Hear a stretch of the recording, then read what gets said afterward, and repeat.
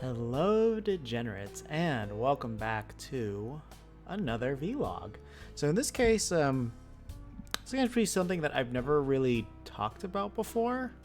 At least I don't feel like I've ever talked about it on this channel before. But today I'm actually going to be talking about my experience that I've had with game development. So, as you know, this is mostly a Smash-centric channel, but obviously I've talked about a lot of my other interests and, being a huge fan of Smash, especially if you've seen my Smash story videos, you've known that I've always been into video games. They've been a part of my life, my entire life, and I've always enjoyed playing them. So naturally, I've always been interested in creating my own at some point.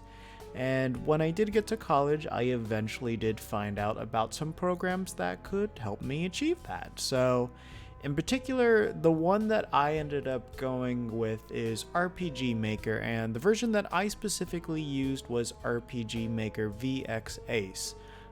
If you guys are unfamiliar with the RPG Maker is they're actually a pretty old company that's been making these very easy to use RPG engines that allow you to create your own RPGs, and it's very, very simple and easy to understand on the surface level.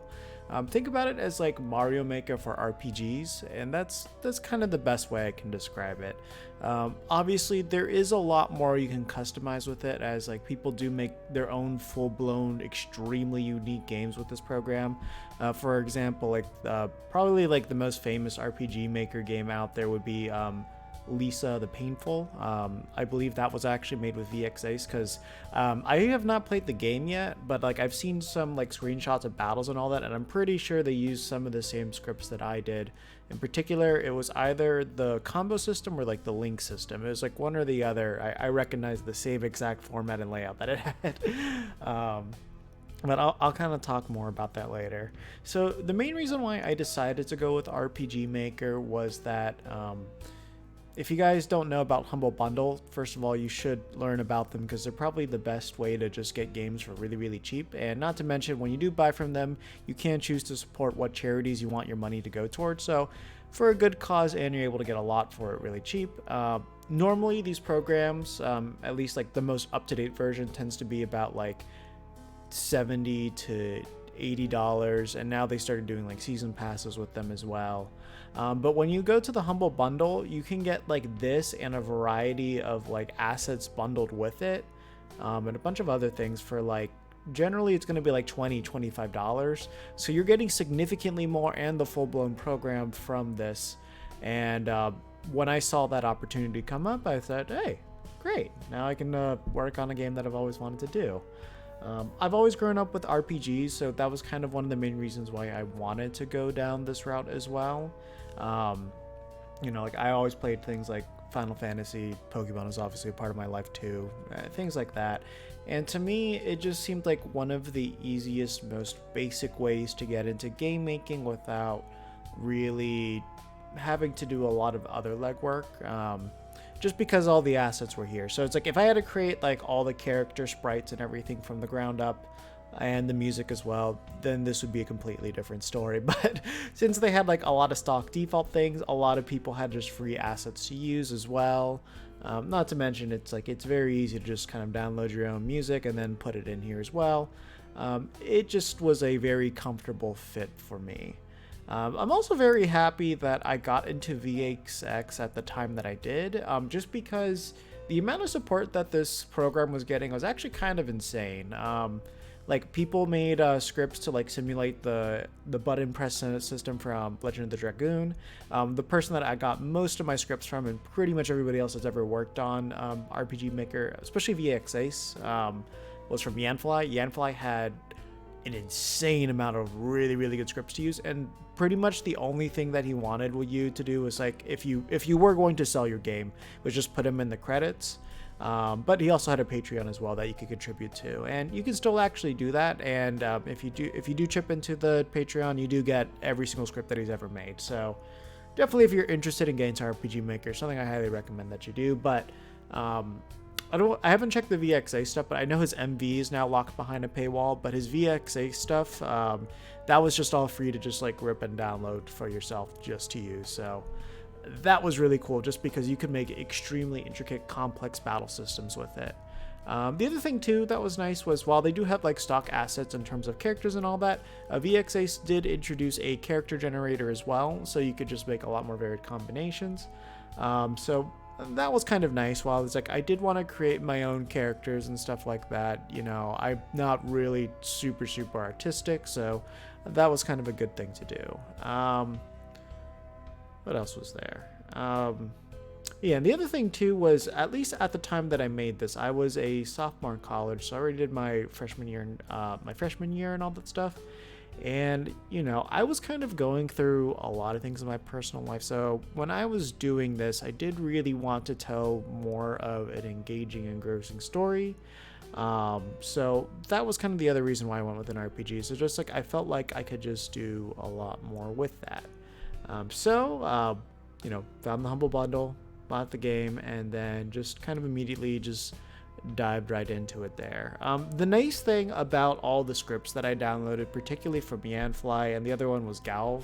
Galv I got like a lot of things from as well, was that those scripts normally came with a demo tutorial to kind of show you how to implement the scripts into your game and exactly what were the things that you could do and how to adjust them as well. So honestly, I have to give big props to those guys for just making the whole transition to make this just like extremely easy to do and just very user friendly, as long as you gave the time to just sit down and learn what everything that they had to offer was. Not to mention there's a myriad of just like YouTube tutorials out there. Like I forget the full name that she has, but like I just know that her name was like Echo.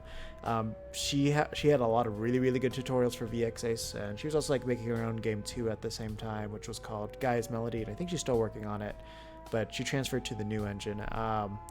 That it just laid out everything very nicely. So obviously, one of the things is, despite how simple this whole program was, creating a game is by no stretch of the imagination easy at all, as you would find, as I found out like super quickly, and anybody that's been able to do this stuff will definitely tell you too.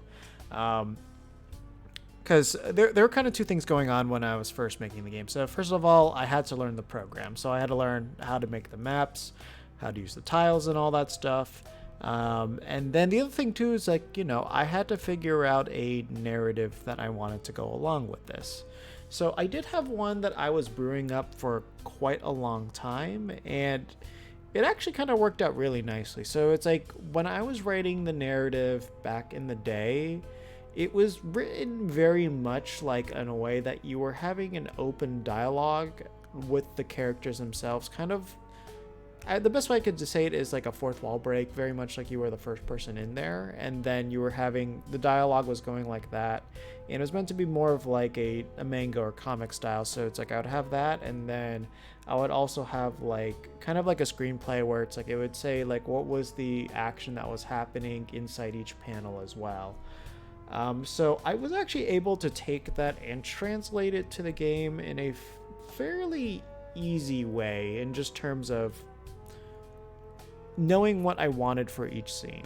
Obviously, because of the limitation of my artistic skill, which is not very good, I was mostly limited to the pre-made assets that I had here in order to tell the story that I wanted to tell. So the funny thing too was that, like, while I did have some ideas initially in my head, some of the pre-made maps that they had here kind of perfectly aligned with what I wanted to do, but I definitely know there were some liberties that I took where it's like I just looked at the pre-made maps and like, you know what, I'm just going to incorporate that in there and I'll figure out a solution and get everything there at the end of the day. So I wasn't really far in the story that I was writing. Like, I would say I was definitely just, I pretty much had just like one whole story bit done. And it was like this whole idea that took place inside like a bar, and that was pretty much the only thing that I had finished writing up to that point. Everything after that was something that I just never got around to, and pretty much after I finished the whole bar scene inside the game, everything else was just kind of made more just on the spot there. I knew what characters I wanted to include in all that stuff, but like I would kind of look at the assets that were in here, make stories around them, and then incorporate the characters that I wanted to include with it there. But it's really funny going back and like looking at this game now, especially just like with the dialogue and everything that I wrote. To kind of give you an idea of like more of the vibe that I was going for with this one, it would just be like a very weird, strange sense of humor, which is kind of like very much a lot of non sequiturs and like just kind of weird, random, explosive action, and just general like, what are you doing? A lot of things like that. If you've watched my streams before and just heard enough of me talk, or if you just like looked at the general visual style of this channel, you kind of should be able to get that vibe. Actually, okay, if you want like the best example of the type of vibe that I was going with for this game, it'd be kind of weird. You have to like unsub and resub, but if you go into my YouTube channel and you look at my channel trailer with like the one that's playing like the Price is Right music and all that stuff, that's basically the vibe of the game on a very surface level. But like I very much did inject all of my problems going into it. Basically, when I go back and I look at the way that the game is as itself, it's very much a time capsule of who I was at that time. And the way that it's written is like a self-parody, but like very honest at the same time. And it's very cringy. So I don't think I'm ever going to be releasing this thing to the public. I think I'm probably just going to keep it behind like closed doors for a very long time. But I actually will probably show off parts of it to just talk a little bit more in depth about exactly what this program has to offer. So when I was going through this, it was really, really nice because I was staying in a dorm and I did have 3 other roommates with me. So I basically slaved away working on this game for an obscene amount of time. It basically was my entire sophomore year. So the second that I got the program, I almost worked on this game like non-stop until like the end of that year, and then that's when I just kind of dropped off working on this game because a new engine was released, which was RPG Maker MV. But I'm kind of sad that I dropped it off there. Basically, though, I was able to create a full game in a sense that the entire experience itself, the first time you go through it, will probably take you about like 4.5 to 5 hours, even 6 if you're like really dedicated to finding everything in it. So it's a full-length featured experience. However, the story that you go through is nowhere near complete just because I had way too many ideas. The other thing too that was really nice was I did have a friend that was staying over with me at the time, and this game is super dialogue heavy. Like there is an obscene amount of things that are written here. Like, okay, events that you have to go through, opening chests, and you can talk to literally every single character in this game. You can talk to like a lot of the animals as well. And then just like the things that I had to write inside the menus, the descriptions I had to give for that, there was just an obscene amount of stuff to go through. And luckily, my friend that ended up staying with me for a bit, he did a lot of proofreading with it, so that was definitely a huge like weight off my chest with that. So it's like, while I did go through it, you just like get to a point where you look at your dialogue so much that you read exactly what you want to read but not what's actually there. So that was definitely something that I had to get used to quite a bit. But you know, he helped me tighten up a lot of things. I don't think he really changed, like, besides like rewording things better, I don't think he really changed much about the story or the dialogue, just some ideas for characters. But the character ideas that I came up with him never got implemented just because they were supposed to appear later on. I think he, like, with like some of the dialogue of the side characters that you randomly see, he might have had something to do with that. Can't fully remember, it's been a long time. But yeah, so I did have a lot of fun making this too. For example, I'm actually going to show off the game to you. So this right here is actually one of the later dungeons in the game. In fact, this is actually the final dungeon? Question mark? Yeah. So this is the final dungeon that I ended up creating, and this, honestly, this one's brutal to go through. I'll kind of explain more of it later. So the name of the game itself was called The Wonderful World of Wang, and I'll just leave it at that. But don't worry, it's not porn or anything like that. It was funny. So something that was really funny that I did was I made these two signs here. It says do not go to the space that's next to the sign. So here it says don't go left, don't go right. If you walk into the space, it'll automatically give you a game over. So I made that space initially just to like test out the whole game over thing. But I decided to just leave it in there just as a joke to see if anybody would fall for this. So it's like when you first start the game, you crash land here, and then there's a lot of people that will read this and then they'll just go right to it and die. But the funniest thing is if you have somebody that hasn't saved their game for a while, you come back here kind of after you do the first mission. Like this is kind of like a little hub world for your own character that you create. And they just accidentally walk over there, get a game over, and they lose all their progress that they saved. It's a horrible, cruel thing, but I absolutely love how just devious it is. But yeah, the way that they lay this out is actually really nice. So what you do is like you have these things called events, and you can either put NPCs in there, pathways into other maps, and you can also control everything around it. So in this case, like this is here for a cutscene. This over here is to help like just darken the screen.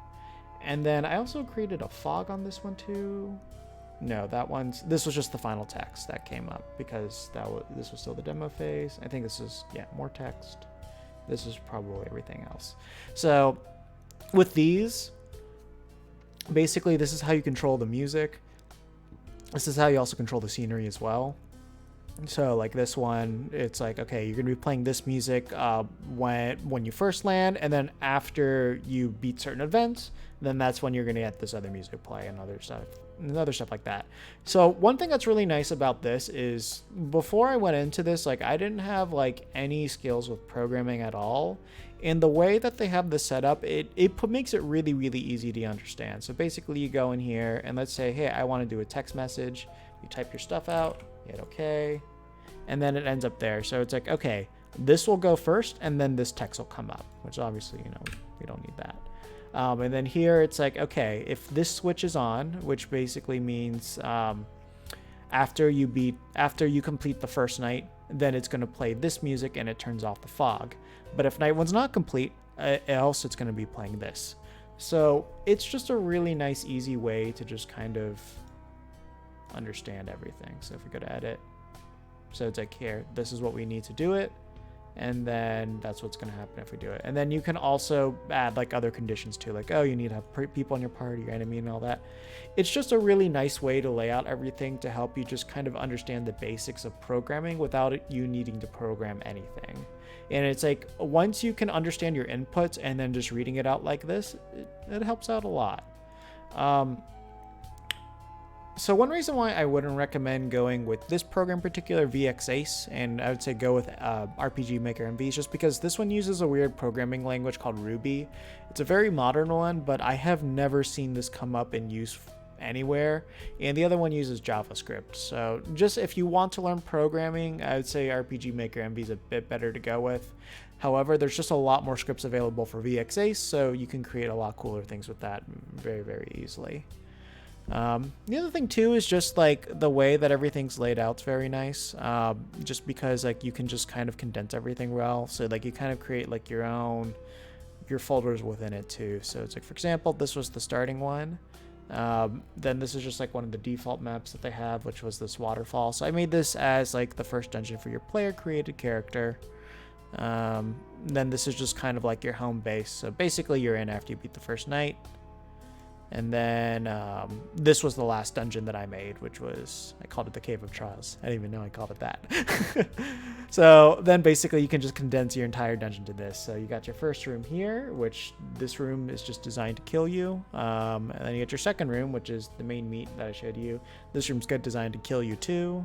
But I did add some checkpoints too. So it's like when you go to these, you can just revive yourself. And then I added like a extra room where you get an upgrade, and then I gave you like a one-time recovery as well. And then this is the final room before you get to the end of it, which this was a whole thing that I intended to create something out of, but I never got around to it, and this was basically the last parts that I worked on. But yeah, this is kind of that bar scene that I mentioned before. I believe this is used, okay, no, this is actually the first one they used, because I remember I did something, so then that way, yeah, Because I remember I wanted to recreate the map, except it looked damaged outside. So basically, I had to do is just copy this and then do this for all that stuff. So yeah, here are a bunch of like the pre-made assets. This is one of the. This is the only character I think that I made from. Actually, no, I made 2 characters from scratch. So there's a frog named Duke, and then there was another character that I made from scratch called Queen. And then this was an asset, but then the portrait for this one I edited by hand. So eventually, like when it came to the main characters, like I decided to just go in there and like, you know, if I could just use the assets, great. But if I needed to get distinct features that I couldn't achieve with the assets, then I'd go there and physically edit it myself. And that's actually where another program came in handy. There was a sprite program called Game Character Hub. And basically what this just let you do was like you could just get your own sprite sheets for VXAce and then like kind of have like these defaults that they would have, and then you could go in there and just like edit literally everything about it. So it was just a really nice way to create like instant spreadsheets and then just like edit the colors or edit the attire, anything that you needed in order to achieve the character that you really wanted out of it. So that was really nice to have. So those were kind of the main tools that I went about with making this. So this whole scene here, the entire thing with the bar, this was the easiest part to make just because I knew the story and I had an idea of how I wanted the whole place to look. So that wasn't hard. And not to mention I knew the vibes, so I already knew the music that I wanted to go with. So everything here was just like the easy stuff to do, though I would say this part was actually really complicated to make.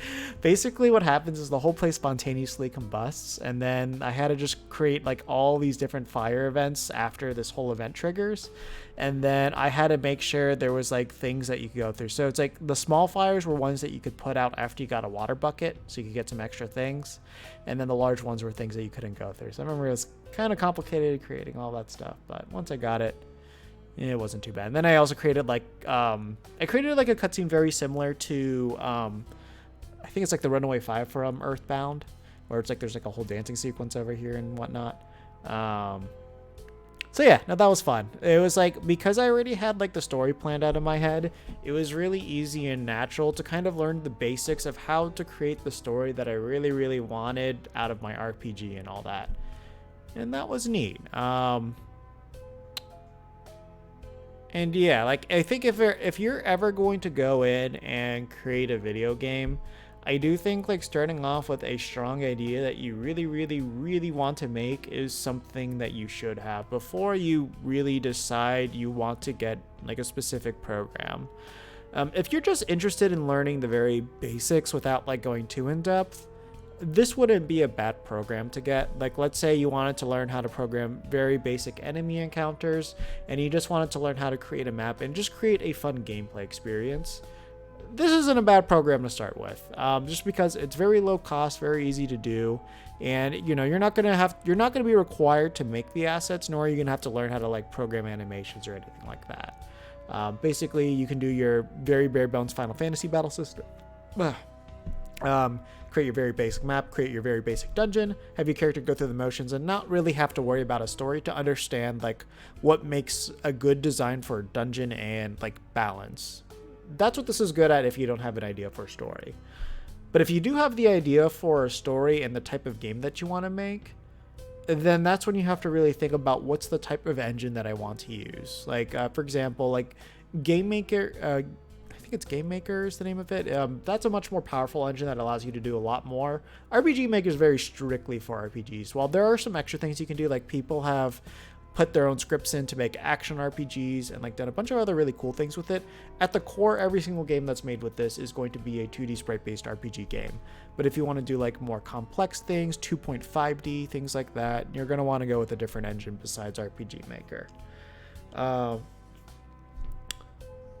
So, God, I'm trying to think about what else I really want to say about this. But yeah, so it's like when I was going through and making this, I had the intention of wanting to learn how to create a game and really wanting to tell a story that, you know, that I felt that would be entertaining and just reflect who I was at that very moment. I do feel like I do achieve both of those, but at the same time, I don't feel like I ever made a really compelling narrative. It definitely wasn't. And going back and like looking at the way that the characters are portrayed, it's definitely not the way that I wanted them to come across. And like one thing that was really unfortunate about me stopping to work on this is that now that I'm no longer at the point of my life that I was when I created this, I can no longer write for these characters. These characters that I have, like except for maybe like one or two of them, I can't talk to them. Like very much when I was writing these stories and all this stuff, these were characters that I was actively talking to in my head. And I'm like, okay, what would they say at this part? This is how they act. Just because it's like, I was the person that had to act them out. So like I had to physically think about how I'd be bringing them to my life from myself. But since I like lost that initial spark of who they were and what I was during that point, there was no physical way that I could ever fully complete this game in the original vision that I intended to. I still have all the design documents that I wanted to go ahead with. Like it got to a point where when I made this game, it was just way too ambitious for what was realistically possible. Like I planned like giant overworld map, multiple nations, all these different things that I was going to do, but I really didn't develop them too much further. And like I had way too many characters that I wanted to introduce in this game. Like it was going to be you were going to have a large party by the end of it. But like looking back at it now, it was just way too ambitious for its own good. And I knew that going into it when I was expanding everything more. But like it was really way too ambitious for what I wanted to do. Like it would have taken, I probably would still be working on it if I wanted to do it to the scale that I was envisioning at the time. So it was just ridiculous, and from that perspective, it just wasn't worth going into. Definitely, it would have been really cool to have a team to work with on this. However, I don't think I would go with the story that I was going with when creating this. I think I would have done something just completely different from what I ended up doing here. This is an example where I just basically took like a modern asset tile set, and then I made this, and then I made a bar, and then I also like the other reason why like I repurposed the map is this one was slightly damaged. There's a slightly damaged version of the bar, and the other thing too was that by doing this, I could control the cutscenes. That's kind of the reason why that's here. But yeah, then here's some of the other stuff. Oh, I just realized I just completely derailed myself from what I was going to say before. Let's see, working on the game, all that stuff. Stop working on all that stuff. Yeah, so it's like, because like the story that I was trying to tell is going to be like way too personal for me, I don't feel like it would have worked well if I did work with like a team. However, it's like, I think if you want to get into game design, start off small so you can understand the very basics, but definitely if you can work with a team, it's just going to make the workload so much easier. And you can find out what aspect of game design that you really like. But if you find that you like everything and you want to control everything, then okay, maybe the indie way is the way to go. But definitely you do need to find the engine that really suits your needs for what you want to do in the future. God, I did have something I wanted to say, in particular to the way I look at it. Oh yeah, in terms of gameplay. So I did mention that I did use something called Yanfly, and he has like all these wonderful tools and scripts. Which, in fact, I'll link them down in the description below, just because he deserves the shadow. He's put way too much work into this community. Is that at the end of the day, my main concern with this game was making sure that it was fun. And I remember like I had several people in my room just like play test throughout the entire thing. A couple friends came over too and they play tested it. And, they all laughed. They thought my humor was all right at the time. Maybe not now. Maybe it was pity laughs, but they did laugh. And the other thing too is like the one thing that everybody came away with saying was the battle mechanics and the progression was really, really fun. Like, with this system, I had a combo system. I had the time button attacks from Legend of the Dragoon. And it was very dependent on how good you were with that. And not to mention, all the classes felt very different. So I had a monk, which I called the class the idiot. It's like, okay, when you can use like magic and swords, why would you use your fists? However, that character was actually the strongest one out of all of them. It was absurdly broken. Basically, you have like this thing called TP, which you build up by doing damage and taking damage.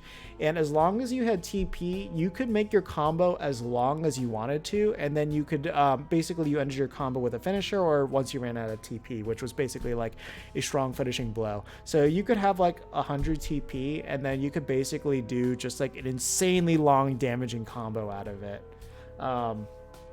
But that and like the time button presses that you would do were very much dependent on if you would succeed at this game. If not, if you were not good at defending and you were not good at getting those critical hits, this game was going to be very, very hard for you to succeed in. Like, it was, I designed it so like that way, like, you know, status effects would be brutal, the enemy attacks would be brutal, and like, you know, if you were not good at the game, it was going to be very hard to get through it. But if you were good at the game, it was going to feel very rewarding to just take out all those hordes of enemies. Obviously, I did try to make it so that the enemies would scale to you, but they could only scale to you to a certain point. So once you got past a certain level, you just became absurdly broken, and then you could just kind of steamroll all the enemies. But if you progressed through the game normally and you didn't grind yourself like 20 plus levels in the opening area, you would find yourself having a very, very balanced experience going through it, but it was very difficult and tough. So it's like, yeah, you had that for the monk. The sword fighter just had like a very standard like 3-piece combo that you could do, and if you did like the right challenges to get like these scripts and all that stuff, then you could perform like devastating finishers with them too. So that was a fun thing with that. I also had a paladin where it's like that one you could call in like assist to help you do like double attacks and like provide more status buffs. And also you would just guard your party more, things like that. And then of course there was like a mage class too. And that's kind of how I designed like the classes of the game. And then of course there was just like the unique party members that I had, and each party member had like their own specific thing. And then with the character that you created yourself, they also got a different partner, and what type of class they were and how they looked was dependent on like questions that you answered. So with this game, I got to do a deep dive and like figure out how to do a lot of different things, but because there were just so many ideas thrown into this, it's just like the story isn't very concentrated at all, and there's just like way too many things that are thrown at you for the first 6 hours. But gameplay wise, I got to test out a lot of very satisfying things, and event wise, and how to choreograph like cutscenes and how to make different specific type of things happen each thing, I got to figure out how to do all of that. So as a demo for myself and learning how to create an RPG, I think it was a big success. As a game on its own, that's very questionable. And I think that's going to be the main reason why I'm probably never going to release this. So the main reason why I'm actually making this is actually 2 reasons. Well, first of all, there's only 1 critique, so kind of stretched it out. So I got to make videos to meet the daily quota. The other reason is I am actually going to go back and create a new game. It's going to be made with RPG Maker MV. And honestly, I'm not sure how far this game is going to progress. I do have an idea for what I want to do, and it's a very small scale game. It's not going to really have any battle systems in it or anything like that. It's just going to be a narrative driven experience. And I'm hoping I'm going to be able to pull it off. Not sure if I'll be able to, but I definitely want to. It's going to be more of a unsettling, like, horror experience, but not like, you know, shock jump scare thing. It's going to be more of just like, I hope you feel uncomfortable with it. So it's definitely going to require a lot of work on my end to really iron it out and nail down what I want to do with it. But that's what I'm looking to do right now, especially since we're in COVID. I'm unemployed at the moment, so, you know, figure apply for just some jobs, work on a portfolio, and just, you know, work on having fun. I just finished up a Photoshop class, and I want to put those skills to use. So with that said, are any of you guys interested in game development, or are you currently in game development, or are you artists that's in game development? Are you guys interested in working with any of these programs? If you actually want me to do a deeper dive in RPG Maker VXAce and MV, I'd be more than happy to do so. Especially if you've been curious about getting those programs. The only 2 experiences ones that I have are those 2, and I have way more experience with VXS than MV. Like VXAce, I have 360 hours put into it. MV, I have like 10. Now, I'm not as seasoned with that, but there's a lot of things that are similar.